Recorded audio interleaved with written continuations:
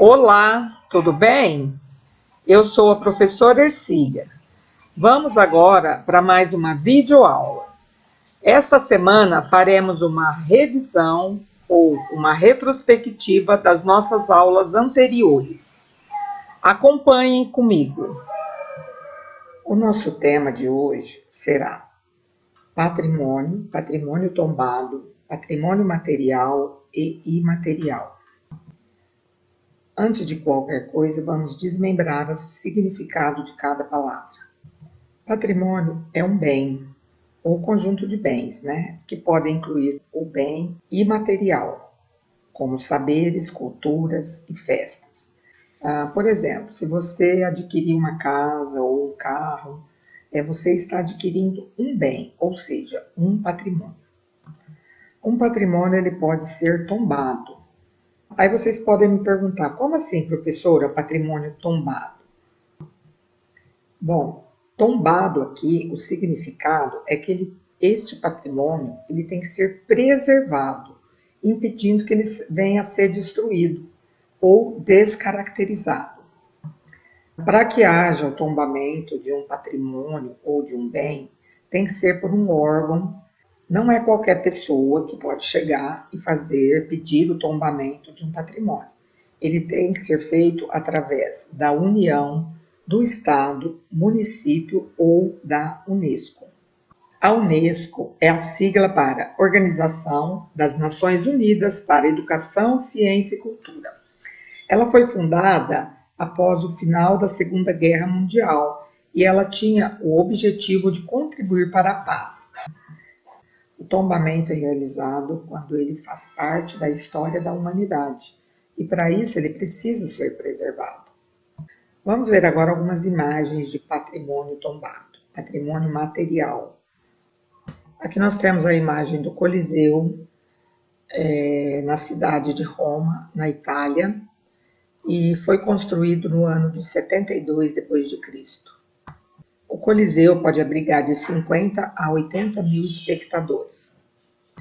Esse edifício, essa construção grandiosa, na época ela era utilizada para a luta de gladiadores ou para encenação de batalhas, muitas vezes batalhas marítimas. E em 2007 ele foi eleito como uma das 7 maravilhas do mundo. Aqui nós temos outra imagem de patrimônio tombado, que são as pirâmides do Egito. Saímos da Itália, passamos pelo Egito e agora chegamos ao Brasil, mais precisamente ao Rio de Janeiro. Em 2012, a Unesco considerou o Cristo Redentor como parte da paisagem do Rio de Janeiro e incluiu na lista de patrimônios da humanidade. Aqui nós temos uma bela paisagem do Rio de Janeiro. E essa imagem do Cristo Redentor, ela é a 3ª maior do mundo. Aqui nós temos uma imagem do cais do Porto do Valongo, no Rio de Janeiro. Neste local chegaram mais de 900 mil escravos africanos. Em 2017, ele foi considerado um patrimônio material pela Unesco como símbolo da memória de lutas e sobrevivência dos escravos.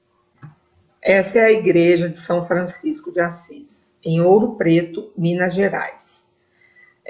Ouro Preto, a antiga Vila Rica, possui assim, um conjunto de arquitetura mais rico do Brasil. Em 1980, é declarado como um dos patrimônios culturais da humanidade. Aqui nós temos, no centro de Olinda, em Pernambuco, uma paisagem de casas bem coloridas, que também foi incluída na lista de patrimônio mundial. Quem já foi ao recinto Paulo de Lima Correia? É o local onde eram realizadas as antigas festas de peão. Para você que é mais jovem, não pense que as festas, a nossa grande festa do peão, começou lá naquele parque. Não, inicialmente ela era realizada aqui, nesse pequeno recinto, que está localizado ali pertinho do terminal rodoviário. Nós temos aqui um pequeno museu em Barretos, você sabia? Ele está localizado na 17 com a rua 16. Este museu é chamado Rui Menezes, ele é aberto ao público e ele está nesse local desde 1979. O patrimônio imaterial. A palavra imaterial aqui, ela traz o sentido de negação, de não matéria. Então, todo o patrimônio material, ele vai além do material, de objetos.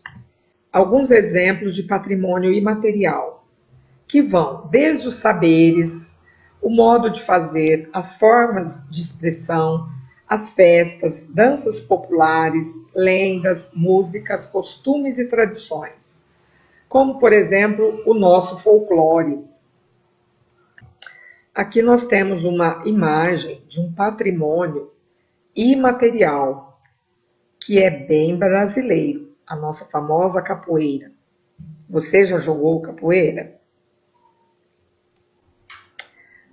Aqui nós temos outra manifestação cultural brasileira que faz parte do nosso patrimônio imaterial, o frevo, que é realizado durante o carnaval em algumas cidades, principalmente em Olinda, no Pernambuco.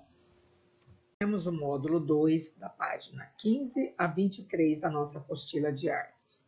E o tema central será narrativas visuais, ou seja, a linguagem das imagens, baseado em um aspecto linguístico não verbal, ou seja, visual. Veremos a seguir um trabalho de Norman Rockwell. É óleo sobre tela. As dimensões são 83 centímetros,3 por 78,8 centímetros. E o nome do trabalho é Fofocas, de 1948. Norman Rockwell foi um pintor e ilustrador norte-americano. E ele foi bastante famoso na época porque ele ilustrou mais de 323 capas de revistas, que realizou durante mais de 4 décadas, com ilustrações da vida dos americanos em pequenas cidades.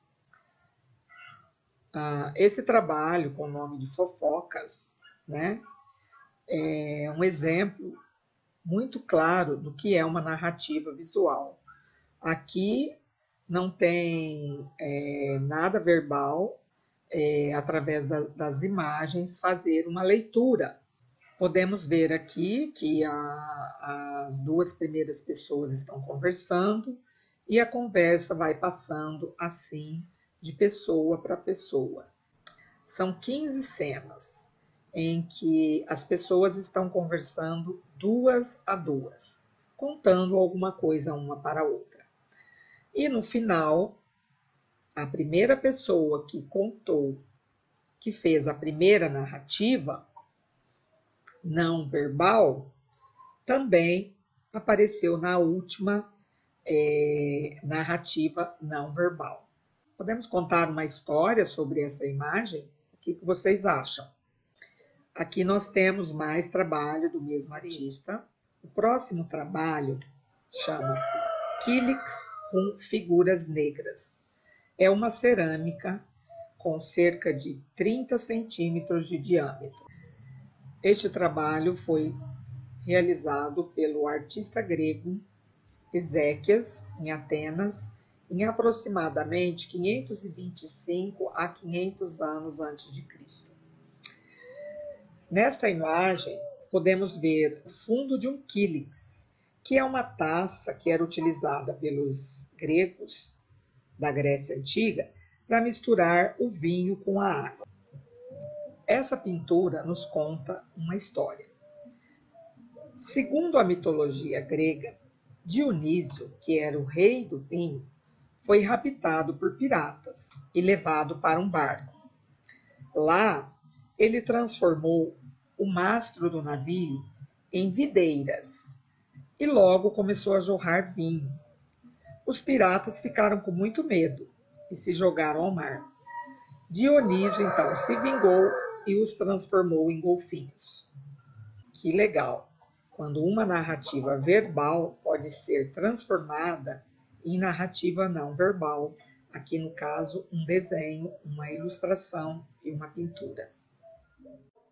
O tema da nossa aula de hoje será Diálogo com o Passado. Módulo 4, página 39 a 43, a nossa apostila de artes. Dentro deste tema, veremos também movimentos culturais, a Bienal, movimento antropófago com Tarsila do Amaral e também metáfora. Iniciaremos aqui perguntando, mas o que define a cultura? Bom, a cultura ela é um conceito bem abrangente, bem complexo, e pode ser definido como uma rede de significados que dão sentido ao mundo que cerca o indivíduo, ou seja, a sociedade. Essa rede ela engloba um conjunto de diversos aspectos, como crenças, artes, valores, costumes, leis, moral, língua, etc. Todas essas criações culturais, essa cultura, ela é transmitida de geração em geração. E ela está sempre se transformando em um processo que pode ocorrer um diálogo com o passado, rompendo ou reafirmando uma crença. Por esse motivo, alguns artistas, críticos e pensadores da cultura estão sempre dialogando com as produções de outras épocas, estabelecendo assim um forte vínculo com a cultura do passado e a atual, a do seu tempo. Vejamos agora alguns movimentos culturais. Um evento que acontece a cada 2 anos, ele é considerado uma bienal. Se a gente dividir a palavra, fica facinho de entender o que é uma bienal. Bi, 2, enal, ano. Então, normalmente, o termo está associado a acontecimentos culturais, como mostras, exposições, congressos, seminários, encontros, a cada 2 anos. Daí a palavra bienal. As bienais acontecem no mundo todo. E aqui no Brasil não é diferente. Ela acontece em São Paulo a cada 2 anos. A primeira bienal no Brasil ocorreu em 1951 e ela é considerada um dos 3 principais eventos desse circuito de bienais, né, internacional, junto à Bienal de Veneza.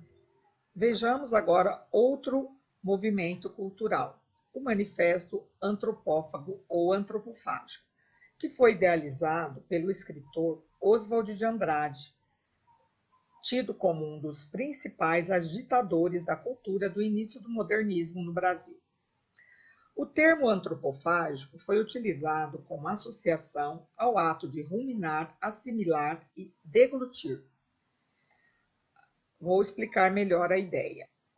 A ideia, portanto, era a de transfigurar a cultura, principalmente a europeia, ou seja, de mudar a cultura europeia, que era imposta aqui no Brasil, conferindo assim um caráter mais nacional.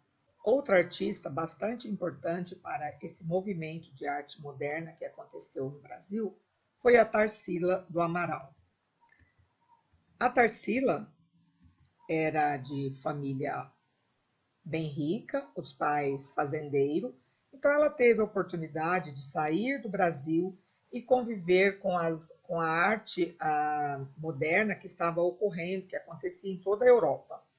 E quando ela voltou, trouxe essas ideias para o Brasil e, junto com mais 4 artistas, formou um grupo chamado Grupo dos 5. A Tarsila nasceu numa pequena cidade do interior de São Paulo, chamada Capivari, e faleceu em 17 de janeiro de 1973, em São Paulo. Uma das obras mais conhecidas e significativas da artista é o Abaporu. É uma pintura a óleo e ela faz parte do período antropofágico do movimento modernista no Brasil. Foi criada em 1928, é uma tela sobre óleo e hoje em dia ela se encontra no Museu de Arte Latino-Americano em Buenos Aires, na Argentina. Essa é uma das obras mais conhecidas da Tarsila e, sem dúvida, essa é o Abaporu. Todos nós já vimos. Inclusive, tem essa ilustração na apostila de vocês, na página 41. É uma das obras, o nome da obra, Abaporu, é uma junção de palavras de origem indígena e que significa homem que come carne humana, ou seja, antropófago ou antropofágico. Esta obra foi idealizada pensando na cultura brasileira e exibe uma pessoa sentada em posição reflexiva. A figura apresenta grandes distorções, o pé muito grande, né? As mãos também, a cabeça bem pequenininha, e muitas pessoas pensam que o braço segurando a cabeça é o nariz. A figura apresenta essas grandes distorções e está inserida em uma paisagem tipicamente brasileira, mais especificamente nordestina. A tela tem muitas cores da bandeira do Brasil. Esse quadro a Tarsila deu de presente ao marido, Oswald de Andrade. Lembrem-se que foi dito lá atrás que o Oswald de Andrade foi o idealizador do movimento antropofágico. E a Tarsila deu de presente ao marido essa tela. Chegando ao final de nossa aula, espero que vocês tenham um bom fim de semana.